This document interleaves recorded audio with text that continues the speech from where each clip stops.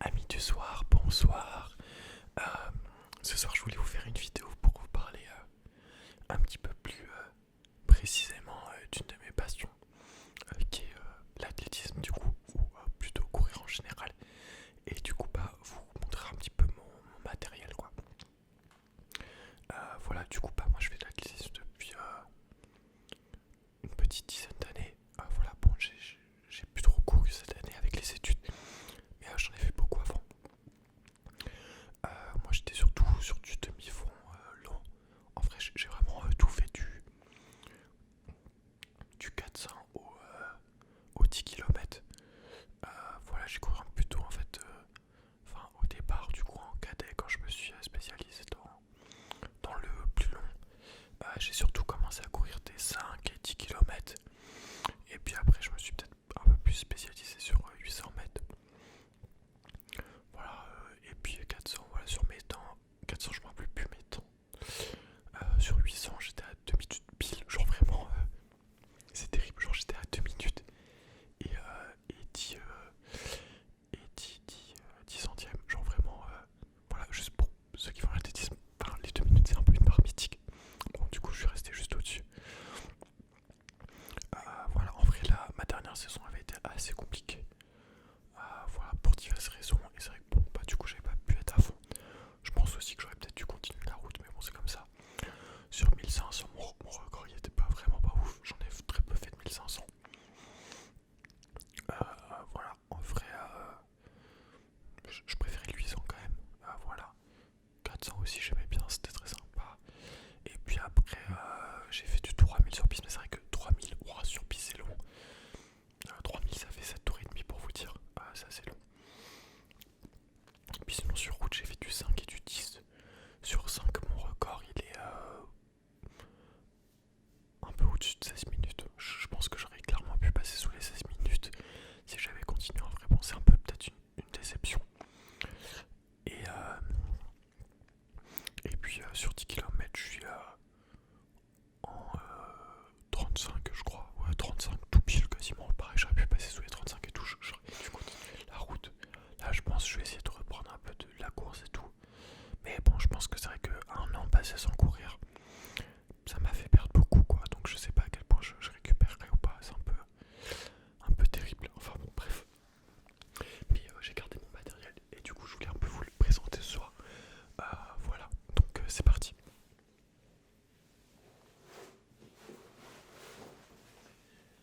Du coup on va commencer avec les chaussures de compétition. Donc on va voir les chaussures et puis on parlera peut-être un peu après, enfin si c'est sûr, des pointes. Du coup qui sont des chaussures en fait auxquelles vous mettez des sortes de clous un petit peu sur la pointe qui vont vous faire mieux atterrir au sol. Du coup là on est sur des chaussures Nike. Donc c'est pas du tout la boîte, c'est la boîte d'une de mes paires de pointes ça. Mais on est sur des Nike Vaporfly 2. Donc ils sont des chaussures à lame de carbone. Donc je vais vous les sortir tout de suite.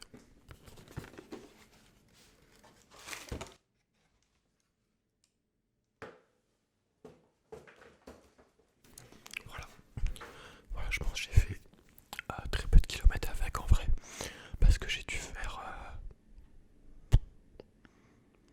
je dirais 4 compétitions avec, plus genre je faisais l'entraînement de la veille avec. Donc elles doivent avoir je pense 50-60 km. Sachant que en général on dit que les chaussures carbone elles ont une durée de vie de 250 km pour la compétition. Et après comme elles ont des mousses très amortissantes, elles peuvent durer plus longtemps. Là les Vaporfly elles peuvent aller jusqu'au marathon.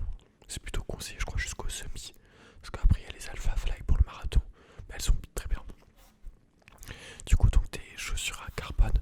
Donc c'est à dire que là, vous voyez, j'essaie de tordre la chaussure, j'y arrive pas. Elle est. En fait, elle va avoir une lame très dure qui va du coup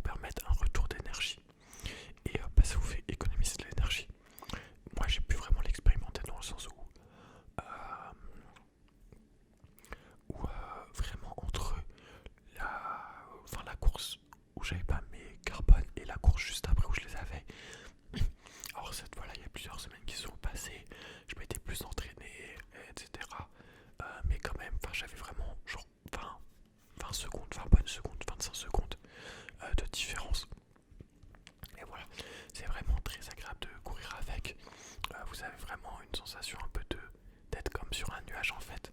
On dit souvent quand on les porte qu'il y a une sensation un peu de bateau. Parce que ouais c'est ça, vous tankez un peu. C'est vrai que parfois un virage, genre la stabilité elle est pas toujours là. Du coup ça fait un peu bizarre. Mais voilà, là le coloris en plus je le trouve vraiment très très joli. Du coup voilà, bah y a pas grand chose à dire en vrai. C'est assez épuré. Genre elles sont hyper légères mais vraiment c'est ultra impressionnant à quel point elles sont à quel point c'est léger.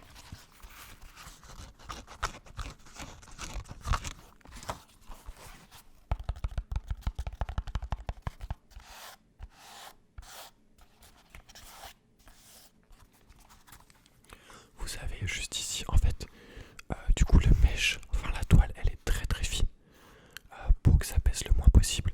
Vous savez, genre je sais pas si vous arriverez à voir, non parce que voilà, c'est pas un objectif macro, mais en gros vraiment vous avez des très grosses mailles et du coup genre il y a beaucoup de tissu en moins. Voilà, à l'arrière vous avez une sorte de petit renfoncement comme ça pour caler le pied et qui est vraiment plutôt agréable. Et ouais c'est vraiment des chaussures extrêmement agréables à porter et qui bah il faut dire la vérité quoi, améliorent les performances. Voilà, je pense qu'il y a pas mal de records qui ont été faits avec ces paires là. Voilà, même quand Eliud Kipchoge avait fait un marathon en moins de 2 heures, c'était une version, je crois, modifiée des Vaporfly où il y avait genre une plaque de carbone en plus. Donc voilà, c'est vrai qu'il y a toujours la réflexion de se dire est-ce que c'est de la triche ou pas. Je dirais que bah dans le sens où l'athlétisme quand même, les chaussures c'est très important. C'est pas vraiment de la triche. Je trouve que voilà, c'est bien d'avoir des technologies qui permettent de mieux courir. Après là le problème c'est juste que des paires comme ça coûte assez cher. Du coup c'est pas accessible à tout le monde. Et donc là, je dirais que c'est surtout ça qui pose problème, c'est que autant dans le niveau professionnel, comme tout le monde y a accès, bah au final tout le monde part sur une certaine forme de pied d'égalité. Alors que dans le milieu amateur, comme tout le monde n'en a pas, c'est vrai qu'il y a un côté assez injuste. Par exemple cette paire, elle m'avait coûté 200 € alors je sais qu'avec des réductions, vous pouvez les avoir autour des 150, un peu moins. Voilà, c'était mon entraîneur qui me les avait payés. Dieu merci parce que bon, sinon je sais pas, je pense pas que j'en aurais acheté en vrai. Mais voilà, c'est vraiment génial et vraiment c'est hyper agréable de courir avec. Du coup maintenant je vais vous montrer les pointes. Donc quand on vous les livre, en fait on vous les livre avec un petit sac comme ça, voilà, pour les ranger quoi et les transporter.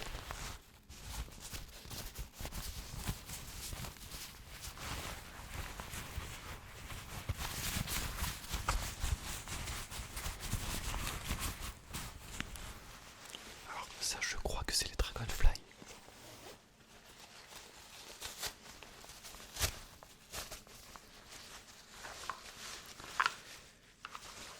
C'est ça, voilà. Vraiment j'adore le coloris.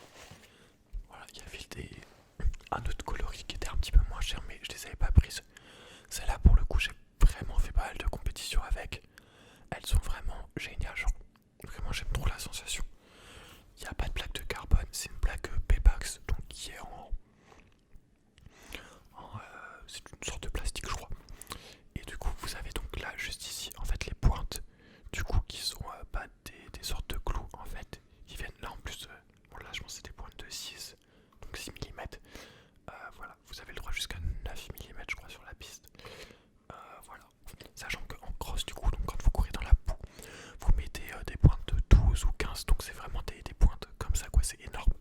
Je peux vous dire que quand on vous marche sur le pied avec ça, ça fait bien mal. Même pas là, moi je faisais beaucoup de 800. Et sur 800 en fait on court pas tous très proches les uns des autres. Et du coup ça arrive très très régulièrement que vous preniez un coup de pointe dans le mollet ou sur le tibia. Et du coup vraiment vous arrivez, vous avez la jambe qui dégouline de sang et bah en vrai ça fait quand même assez mal après coup quoi. Mais voilà, elles sont vraiment magnifiques. Voilà, avec la couleur là, le petit dégradé rouge. Pareil du coup, le mesh il est très aéré pour prendre le moins de poids possible. Là à l'arrière vous avez un trou. En fait ça sert surtout, bon déjà ça économise bien sûr du matériau et donc c'est moins lourd. Mais surtout en fait c'est pour les gens qui font du steeple. Donc le steeple vous avez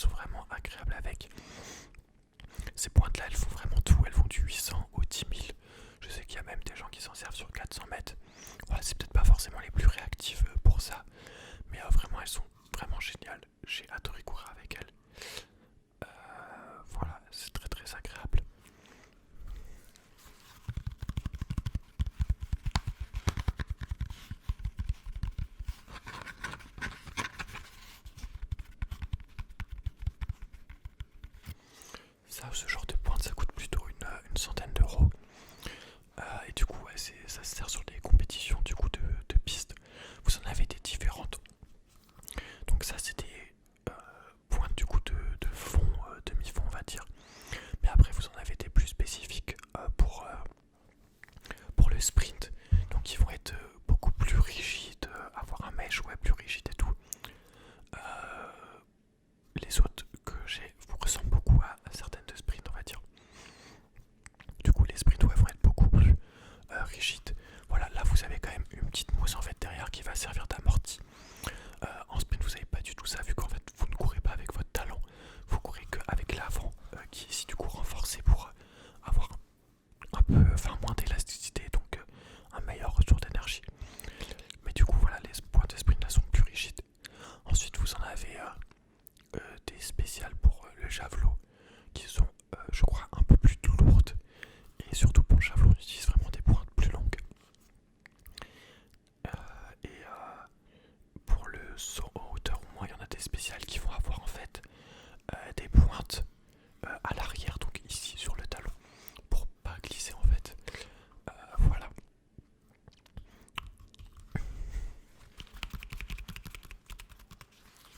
Ouais, du coup, voilà les trois paires de pointes que j'ai, enfin les trois paires que je vous ai présentées pardon ce soir. C'est des Nike. En vrai, il y a beaucoup de marques. C'est vrai que Nike est sûrement la plus présente. Le premier rival, c'est Adidas. Mais après, sur tout ce qui est voilà, sur les pointes en vrai, ouais, quand même Adidas et Nike, c'est les deux plus portés. Puma aussi fait des très bonnes pointes.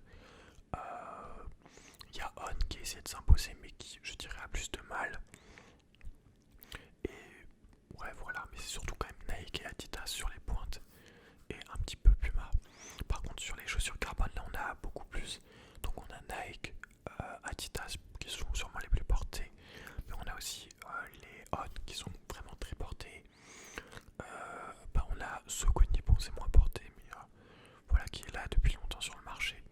Voilà, et c'est vrai que bon, le carbone aussi devient une sorte d'argument marketing, j'ai envie de dire.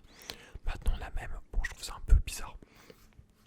Des chaussures de trail carbone, alors que, enfin, mon avis, c'est que, en fait, pour avoir un retour d'énergie quand vous avez des chaussures carbone, il faut vraiment que votre pied soit parallèle au sol, en fait.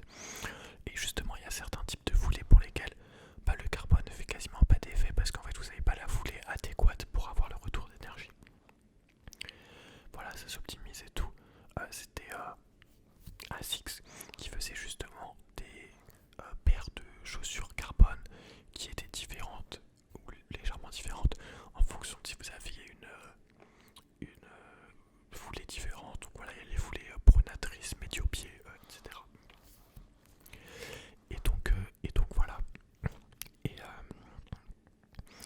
Et donc oui, ce que je voulais dire par là, c'était juste que du coup les chaussures de trail en fait, vous avez jamais le pied parallèle parce que vous allez avoir, je sais pas, des rochers ou un terrain qui est accidenté. Et donc en fait je ne comprends pas comment vous pouvez avoir un retour d'énergie sur de telles paires. Et donc je trouve ça un peu pas justement le marketing arrivé un peu à son paroxysme et qui devient pas idiot en quelque sorte. Voilà, du coup ça c'était les Dragonfly de chez Nike. Et on va voir du coup les dernières qui sont les Nike Victory.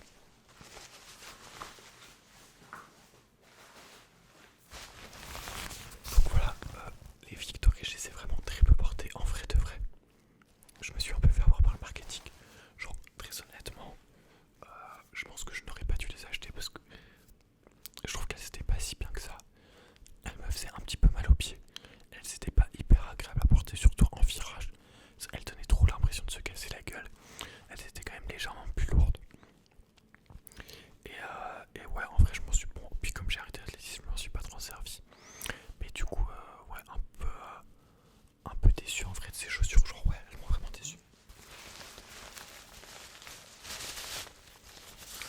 Voilà, surtout en plus, les Dragonfly, vous pouvez vous en servir en fait sur toutes les distances. Alors que là, c'est vraiment 400, 800, allez, à la limite 1500, mais déjà 1500 en fait, comme c'est une chaussure avec un bout de plaque carbone, vous allez avoir vraiment, ça va taper dans vos mollets, ça va vraiment faire mal quoi à la longue. Donc voilà, bon, elles sont quand même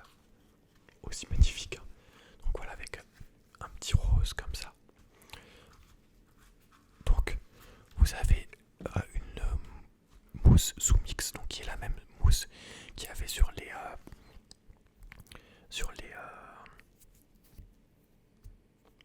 chaussures Carbone, pardon, j'ai oublié le nom. Comment ça, j'ai pu oublier.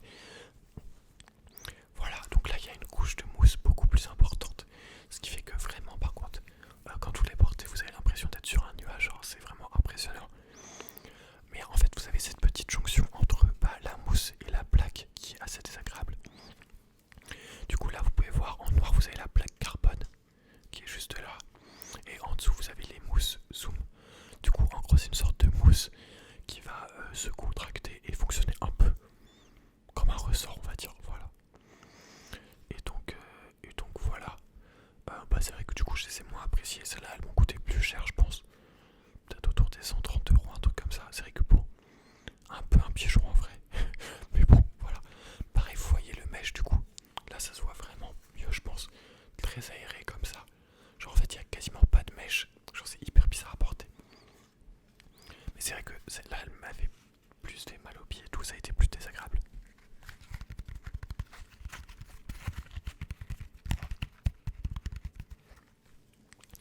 Là, vous voyez, je sais pas si vous verrez, non, je pense que vous verrez pas. Mais là, les pointes, en fait, voilà, elles sont beaucoup plus rondes. Elles ont été beaucoup plus usées, en fait. Alors que sur les pointes précédentes, elles étaient beaucoup plus en pique, on va dire. Mais parce que je crois que sur les pointes précédentes, c'était de nouvelles pointes que j'avais achetées, alors que ça, c'est les pointes de base. Je crois Nike, et elles s'usent plus vite, alors que les autres, c'était les pointes Iron. Du coup, Iron, peut-être que vous connaissez, c'est un revendeur de chaussures, mais qui revendent des pointes. Et leurs pointes sont vraiment très bien, sont très pointues et tout. Et elles viennent bien s'ancrer dans le sol, genre c'est vraiment pas mal. Mais du coup, voilà. Et c'est vrai que celles-là, en fait, je les avais aussi achetées parce que je commençais à vraiment kiffer le 400. J'en faisais vraiment beaucoup plus. Et du coup, je voulais avoir des chaussures qui soient assez performantes sur 400.